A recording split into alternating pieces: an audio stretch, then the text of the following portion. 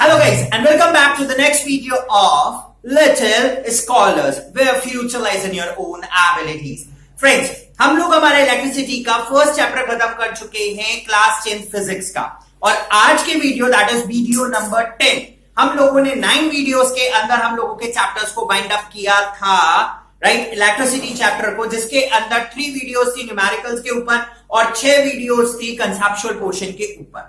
ठीक है, और अब हम लोग आज हमारा नया चैप्टर स्टार्ट करने वाले हैं that is chemical equations and chemical reactions. This is first chapter of chemistry. तो हम लोग आज से सबसे पहले फर्स्ट चैप्टर ऑफ केमिस्ट्री से हमारी वीडियोस को स्टार्ट करेंगे राइट। इसके बाद हम लोग पढ़ने वाले हैं नेक्स्ट बायोलॉजी के चैप्टर्स। तो देखिए एज यूजुअल सबसे पहले देखते हैं हम लोगों को कौन से टॉपिक्स आज पढ़ने हैं और इस वीडियो के अंदर मैं कौन कौन से टॉपिक्स को कवर करने वाला हूं। ये बहुत अच्छा चैप्टर है, बहुत इंटरेस्टिंग चैप्टर है, मजा भी आने वाला है राइट। देखिए हम लोग आज के जो टॉपिक्स कवर करने वाले हैं that is first introductory part. ठीक है, कि एक्चुअली केमिकल इक्वेशंस होती क्या है या केमिकल रिएक्शंस हैं क्या। ठीक है, chemical and physical changes right. आप सब इस टॉपिक से बहुत अच्छे से अवेयर होंगे। Next one is reactants in the products right and इसके बाद आएगी केमिकल रिएक्शंस और उसके बाद हम लोग आज का last topic that is fifth topic characteristics of a chemical reactions पढ़ेंगे। देखो सबसे पहले एक बात बता देता हूं कि हम लोगों ने 9th क्लास की केमिस्ट्री पढ़ी थी, वो 10th क्लास की केमिस्ट्री से total, I repeat total different है। वो थ्योरेटिकल पोर्शन था पूरा का पूरा और अब जो यहां पढ़ना है ना वो प्रैक्टिकल पोर्शन है and it's requires a lot of learning and a lot of practice जो कि हम लोगों को कंटिन्यू करनी है। तो देखो डरना नहीं और घबराना नहीं करते समय केमिस्ट्री, मजा बहुत आएगा, बहुत इजी है, बहुत सिंपल है। बस इसको नेचुरल फिजिकल रिलेशन से जोड़ते रहना तो केमिस्ट्री बहुत ज्यादा इजी हो जाएगी राइट। तो चलिए हम लोग आज का इंट्रोडक्टरी पार्ट स्टार्ट करते हैं। ठीक है, सबसे पहले कुछ जनरल एग्जांपल्स ले रहा हूं आप लोगों के सामने। कभी आपने एप्पल देखा है, खाया भी है। ठीक है, एक एप्पल लीजिए और आप लोगों ने नोटिस किया होगा कि अगर मैं उसको थोड़ी देर कटा हुआ एप्पल रख दूं then it turns to be a reddish. ठीक है, सेकेंड एग्जाम्पल, दूध रखा उसमें नींबू मिलाया थोड़ा सा और दूध फट गया और पनीर बन गया। दूध फट गया और पनीर बन गया। ठीक है राइट। हम लोग दूध से दही बना लेते हैं, दूध का कोई फ्लेवर नहीं है लेकिन दही खट्टा भी हो सकता है और दही मीठा भी हो सकता है।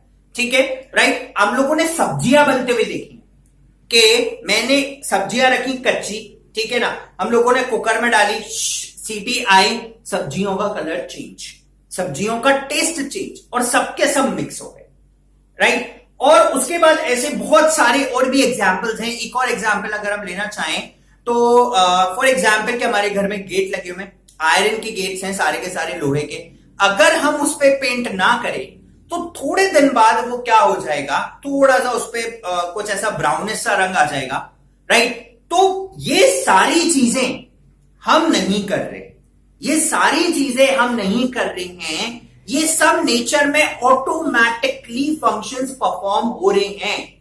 इन सारे फंक्शंस को जिसके अंदर हम लोगों को एक टोटली नया सब्सटेंस मिलने वाला है, उन सारे फंक्शंस को हम लोग क्या कहते हैं, केमिकल फंक्शंस। उन सारे फंक्शंस को क्या कहते हैं, केमिकल फंक्शंस। अब मैं इसको थोड़ा सा डिटेल में लेके जाता हूं। हमने दूध में क्या मिलाया था, नींबू।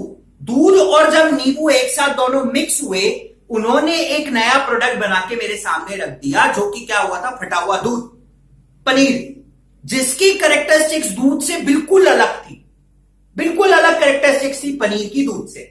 ठीक है, अभी मैं एक और एग्जांपल लेता हूं दही का।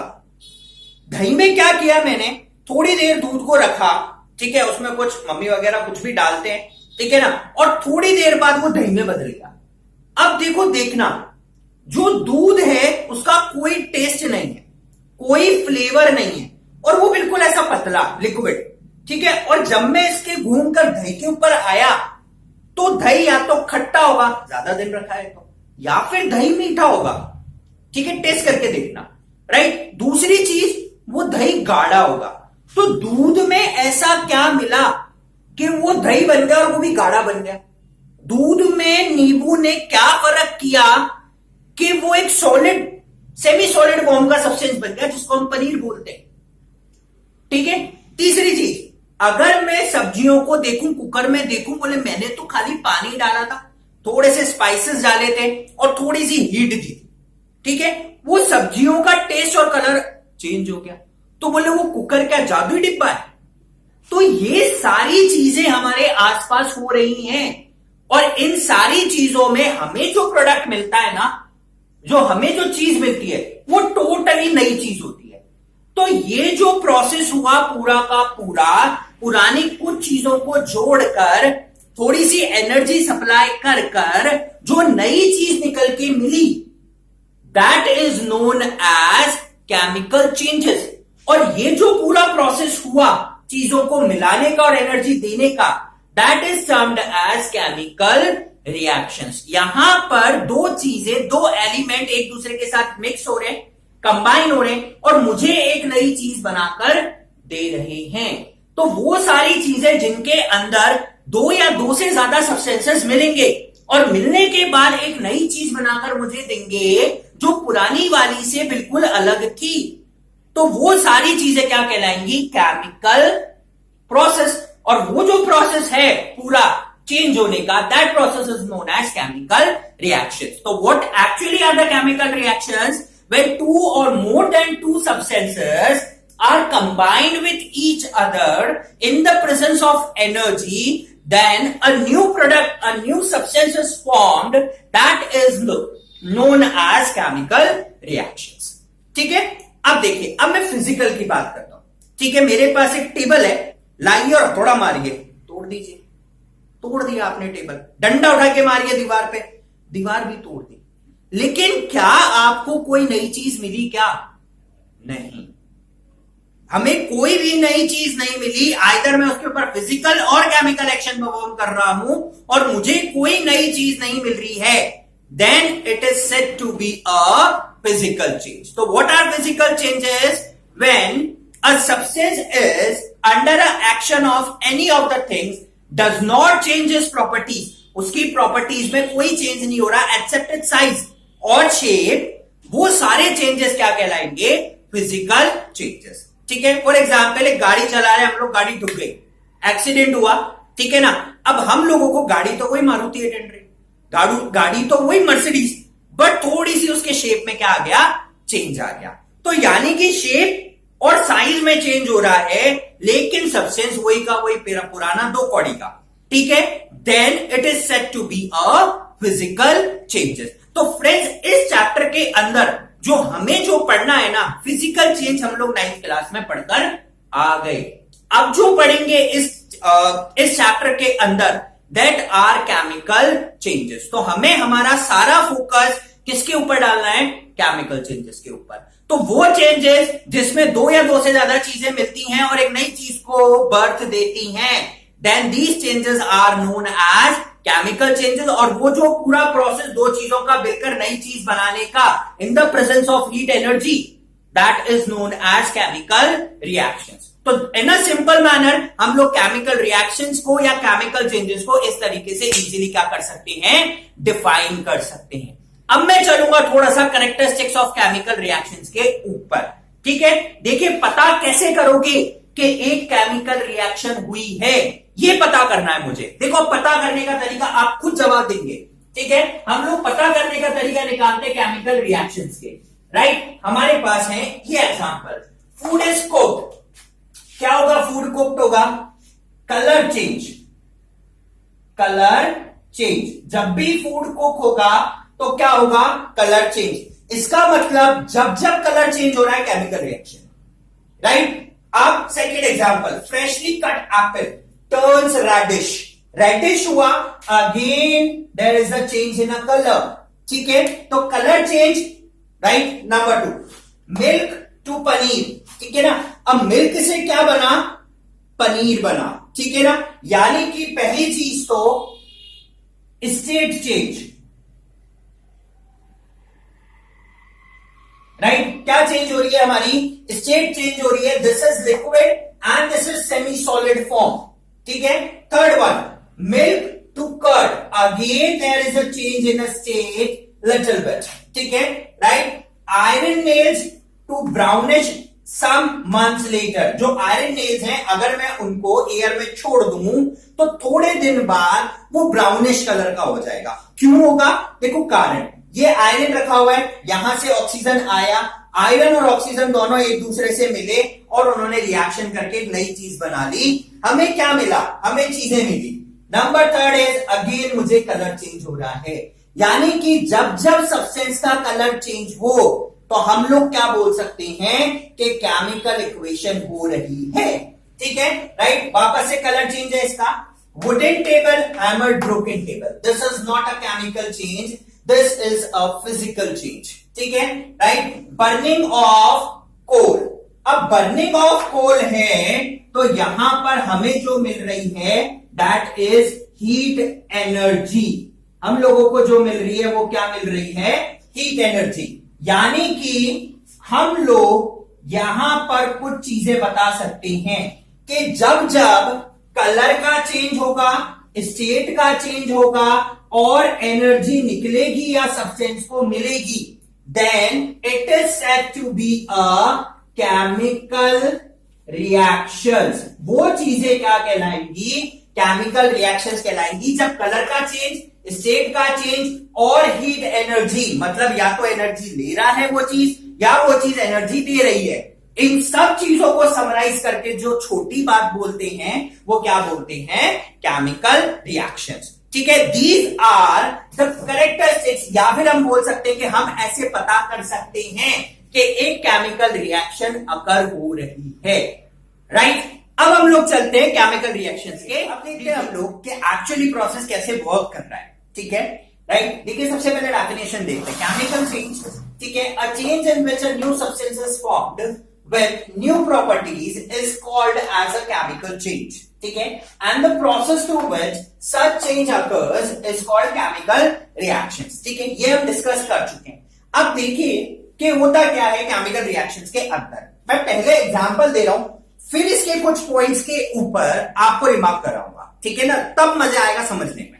राइट? देखिए, मैंने एक सब्सटेंस और दूसरा सब्सटेंस लिया, दोनों को थोड़ी सी हीट दी और जोड़ दिया. जोड़ने के बाद मुझे एक नया सब्सटेंस मिला. ठीक है. अब देखो क्या है, सबसे पहली चीज जो हमारे दिमाग में घुसी वो ये थी कि मैं जिन दो सब्सटेंस को जोड़ रहा हूं, क्या उनसे मिला जुला ही मुझे तीसरा सब्सटेंस मिलेगा? पहला चीज. ठीक है, क्वेश्चन मार्क. दूसरी चीज जो दिमाग में आती है कि मैंने जो दो सब्सटेंस जुड़े, ठीक है, और जो मुझे तीसरा सब्सटेंस मिला, क्या वो उन दोनों से बिल्कुल अलग होगा क्या? ठीक है. राइट? क्योंकि दूध में हम लोगों ने नींबू डाला और पनीर मिला जिसकी कैरेक्टरिस्टिक्स बिल्कुल दूध से अलग थी. ठीक है ना? तो अब दिमाग में ये चीज आई कि जब हमने दो एलिमेंट्स को, सपोज करो मैं मैग्नीशियम को और ऑक्सीजन को जोड़ता हूं या हाइड्रोजन और ऑक्सीजन को जोड़ता हूं, तो मुझे जो नया सब्सटेंस मिल रहा है उनके जुड़ने से क्या उसमें सिर्फ हाइड्रोजन ऑक्सीजन ही होंगे? Question mark. क्या उसके अलावा भी कुछ होगा? Question mark. थर्ड क्वेश्चन, क्या वो दोनों ही नहीं होंगे और तीसरी नई चीज मिलेगी? ये भी क्वेश्चन मार्क. ये तीन क्वेश्चन हमारे दिमाग में सीधे सीधे आए कि जब दो चीजें जुड़ी तो तीसरी चीज क्या है? जो तीसरी चीज मिली वो कहां से आई? ये चीज हम लोगों को इस चीज में आंसर देगी. तो देखिए इसका आंसर क्या है कि जब मैं दो चीजों को जोड़ूंगा और उनसे जो नई चीज मिलेगी वो सिर्फ और सिर्फ उन दोनों के कॉम्बिनेशन की ही होगी. कोई नई चीज नहीं बन सकती, कोई नया चीज नहीं सब्सटेंस फॉर्मेशन हो सकता. सब्सटेंस तो नया है लेकिन उन दोनों के मिलकर. ठीक है. राइट? जैसे कि एग्जाम्पल, जब मदर और फादर दोनों एक यंग बेबी को रिप्रोड्यूस करते हैं तो जो बच्चा होता है उसके पास मदर और फादर के दोनों के कैरेक्टरिस्टिक्स आते हैं, कोई थर्ड पर्सन के या कोई एडिशनल कैरेक्टरिस्टिक्स नहीं आते. तो इसका मतलब it is also a chemical reaction कि दो चीजें मिल रही हैं और एक नया सब्सटेंस बना रही हैं, सच दैट जो नया सब्सटेंस बना है वो उन दोनों का मिक्सचर ही होगा। कोई नई चीज नहीं आ सकती। दो क्वेश्चन खत्म, सिर्फ एक आंसर मिला कि वही चीज मिलेगी जो दोनों के कंबाइन होने से आएगी, कोई नई चीज उसमें नहीं जुड़ सकती। मतलब हमने एग्जांपल लिया था हाइड्रोजन और ऑक्सीजन का, मैंने हाइड्रोजन और ऑक्सीजन को जोड़ा तो मुझे जो नया प्रोडक्ट मिला वो वाटर मिल गया। हाइड्रोजन और ऑक्सीजन को जोड़ा और नया जो प्रोडक्ट मिला वो वाटर मिल गया, और वाटर का फॉर्मूला होता है H2O। उसमें हाइड्रोजन भी है, ऑक्सीजन भी है, और सिर्फ ये दोनों हैं, कोई तीसरी चीज नहीं है। इसका मतलब कि एक केमिकल रिएक्शन के अंदर कोई नया एलिमेंट घुसकर नहीं आता, पुराने वाले एलिमेंट्स का ही सिर्फ रीअरेंजमेंट हो जाता है। That is also a chemical reaction. तो इस वीडियो के बाद जब आप देख के उठोगे ना, तो कम से कम 5 डेफिनेशन खुद से बना लोगे केमिकल रिएक्शंस की, खुद से आइडेंटिफाई कर लोगे केमिकल रिएक्शंस को, खुद ही डेफिनेशन बनाते चले जाओगे, राइट। तो देखिए A प्लस B दो चीजों को जोड़ा और एक तीसरी नई चीज मिली, right, that is formation of a new substance. मैंने एग्जांपल लिया मैग्नीशियम प्लस ऑक्सीजन, हीट दी और मैग्नीशियम की ऑक्साइड मिल गई।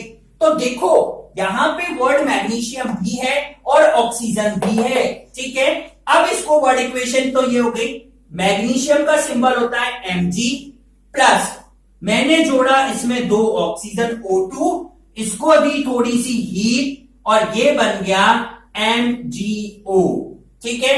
यानी कि मुझे क्या मिल गया, मैग्नीशियम की ऑक्साइड। मैग्नीशियम है, हाँ जी हाँ बिल्कुल है, ठीक है। ऑक्सीजन, हाँ जी बिल्कुल है ऑक्सीजन।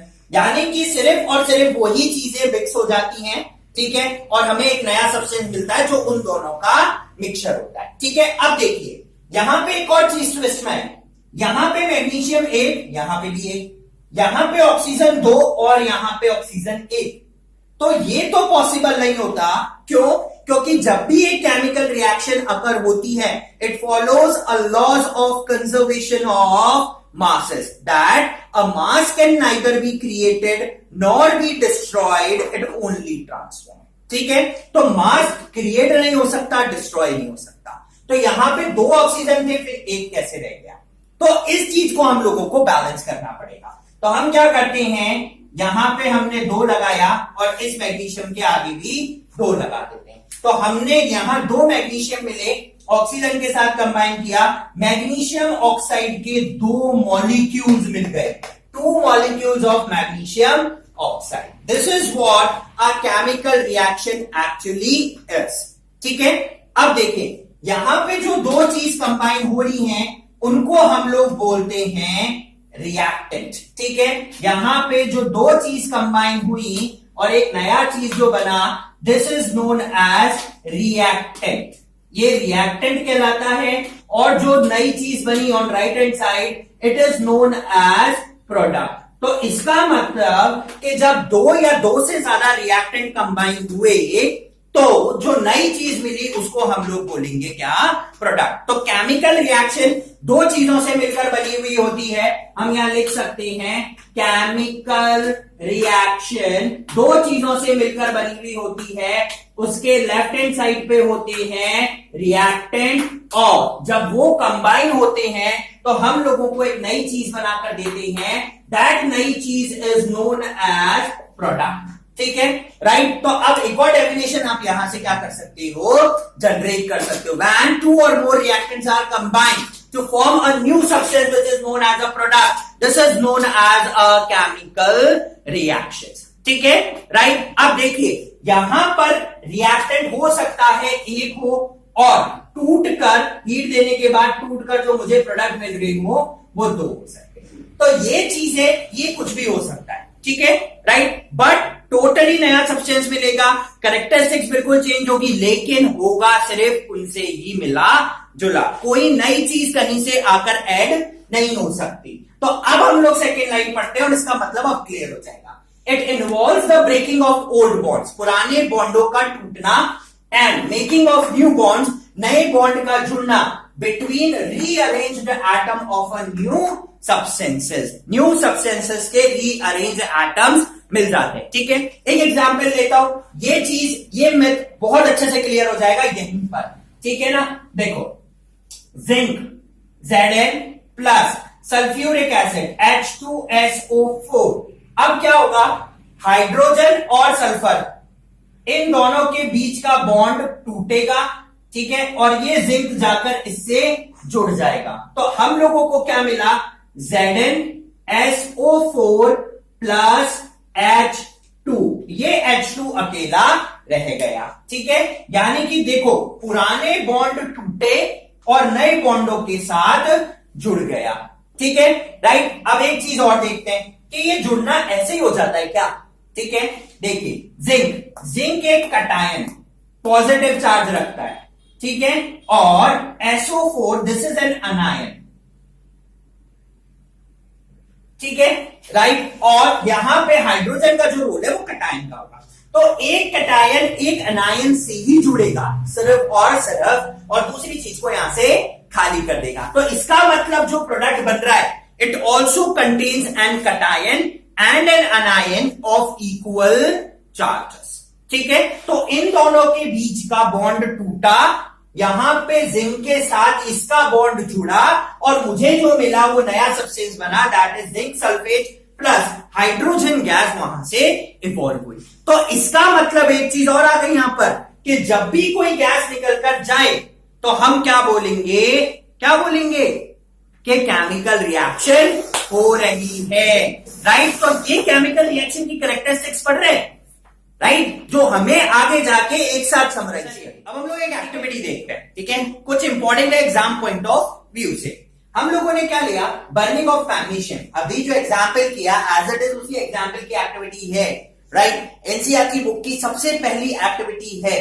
राइट, हम लोग क्या करेंगे, एक बर्निंग फ्लेम लेंगे। ठीक है, गैस ऑन करेंगे। ठीक है, और एक हम लोग मैग्नीशियम रिबन देंगे। ठीक है, सॉलिड स्टेट है। Right, okay.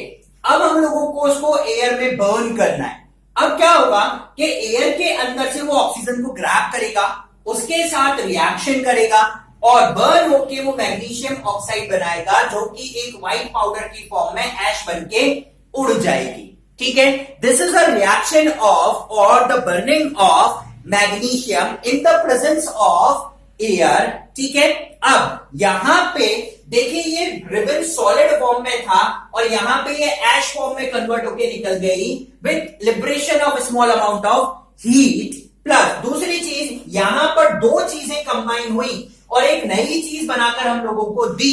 That is why it is termed as a chemical reaction. ठीक है, दूसरी चीज, अब जो इसमें एक पॉइंट करने की बात है, जो क्वेश्चन आ जाता है कभी कभी, कि हम लोग जब भी मैग्नीशियम रिबन को बर्न करते हैं तो उससे पहले उसको सैंड पेपर से साफ करते हैं। रीजन इज कि जो मैग्नीशियम रिबन होता है, इट इज हाई और रिएक्टिव सब्सटेंस। ठीक है, तो वो क्या होगा, जब वो फ्री एयर में पड़ा रहेगा तो वो एयर के अंदर जो ऑक्सीजन है उससे थोड़ा थोड़ा रिएक्ट करके अपनी बॉडी के ऊपर, अपने सरफेस के ऊपर एक लेयर बना लेगा मैग्नीशियम की। ठीक है, एक कार्बोनेट की एक लेयर फॉर्म कर लेगा, जिससे अगर हम उसको साफ नहीं करें तो उसका ये जो प्रोसेस है, जो बर्निंग ऑफ मैग्नीशियम है, वो खासा स्लो हो जाएगा, काफी स्लो हो जाएगा। दैट इज वाई कि हम लोग before the burning of a magnesium ribbon we clean it with a sand paper to remove the upper layer of oxide which is formed on the surface of a magnesium ribbon. ठीक है, right. अब देखिए आज का हमारा last topic, जो कि हम बताएंगे कि कैरेक्टरिस्टिक्स क्या होती है, कैसे पता चलता है कि एक केमिकल रिएक्शन हो रही है एक्चुअली। ठीक है ना, तो हम कैसे पता चलता है, सपोज कीजिए कहीं पे आग लगी है, भीड़ भाग के जा रही है, हीट रिलीज हो रही है, इनसे पता चलता है आग लग रही है। ठीक है, थिएटर्स में जब भीड़ बहुत ज्यादा आ गई, बोलो कोई अच्छी पिक्चर लगी हो, कोई बड़े actor, these are what the characteristics of a situation. वैसे ही कैरेक्टरिस्टिक्स जो उस सिचुएशन से डेराइव होंगी जिससे हम लोग पता लगाएंगे कि एक केमिकल रिएक्शन हो रही है। मैं कुछ रिएक्शंस ले रहा हूं, वहां से आप लोगों को इसका एग्जांपल दूंगा। कुकिंग ऑफ फूड, जब फूड कुक होता है, ठीक है, मैंने कुकर के अंदर सब्जी बनने के लिए रखी, कच्ची सब्जियां रखी थी, वो पक गई। इसका मतलब सबसे पहली चीज जो हुई उनके अंदर, चेंज इन कलर।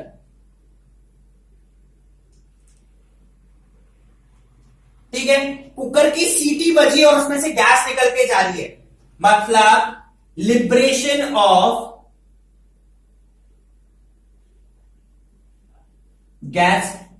ठीक है, और उस कुकर के आसपास बहुत सारी गर्मी जनरेट हो जाएगी, यानी कि जनरेशन ऑफ हीट। ठीक है, राइट। तो इस कुकिंग ऑफ फूड से मैंने 3 चीजें निकाली। ठीक है ना। Second example, burning of wax. Wax के बर्निंग से एक हीट निकल के जनरेशन ऑफ हीट। पहली चीज, मैं मोमबत्ती को जला रहा हूं। ठीक है ना, बहुत सिंपल एग्जांपल लेते हैं, मोमबत्ती को जला रहे हैं, कार्बन डाइऑक्साइड निकल के जाएगी, that is liberation of gas. Second, heat energy, मोमबत्ती जलेगी तो गर्मी जनरेट करेगी। थर्ड, एक चीज और होती है, वैक्स होता है सॉलिड, पहले पिघलता है, यानी कि चेंज इन स्टेट। ठीक है, right, okay. Burning of carbon, again जब मैं किसी कार्बन को, पेट्रोल को बर्न करो, आग लगाओ, ठीक है, सबसे पहले ब्लैक कलर का कल धुआं मिलेगा, चेंज इन कलर, बहुत ज्यादा हीट एनर्जी निकलेगी, कार्बन डाइऑक्साइड निकल के जा रही है, जनरेशन ऑफ हीट एनर्जी। ठीक है, राइट। थर्ड वन के वो लिक्विड था और गैस में चेंज हो गया, that is change of state. ठीक है ना, राइट, ओके। बात, zinc plus sulphuric acid gives zinc sulphate plus hydrogen, यहां पे हाइड्रोजन गैस निकल के जा रही है। And the last one is formation of precipitate, that is, this is formation of precipitate. जब ये पांचों चीजें हम लोगों को कहीं पर भी देखने को मिले तो हम लोग बोलेंगे कि एक केमिकल रिएक्शन अकर हुई है।